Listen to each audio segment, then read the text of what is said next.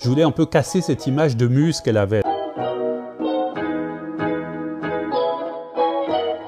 On lui concoctait comme ça une espèce de personnage de ravissante idiote un peu, qui chantait des chansons un peu nunuches. Oh, oh, sacré Charlemagne, sacré Charlemagne.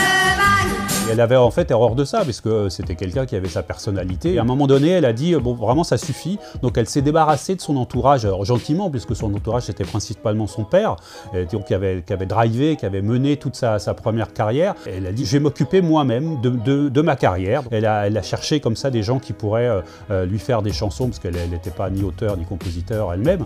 Elle a cherché des gens, et très vite, il y a eu cette espèce de flash. Un jour, elle était dans sa voiture, elle entend une chanson dans l'autoradio. Attends-moi,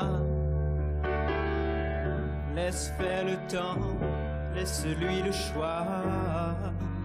C'était une chanson de Michel Berger. Elle s'est dit, c'est lui que je veux pour me faire des chansons. Voilà, c'est ça que je veux, c'est ça que je veux faire. Et donc voilà, après, elle a tout fait pour mettre la main dessus, pour qu'il lui écrive des chansons. Et après, l'histoire a continué. Quand je suis seul, Que je peux rêver, je rêve que je suis dans tes bras, je rêve que je te fais tout bas une déclaration.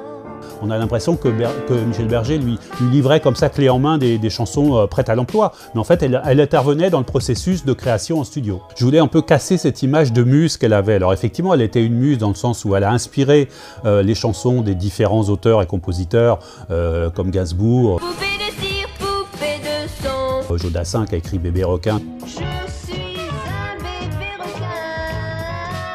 Des gens comme ça dans les années 60 et après pour Berger.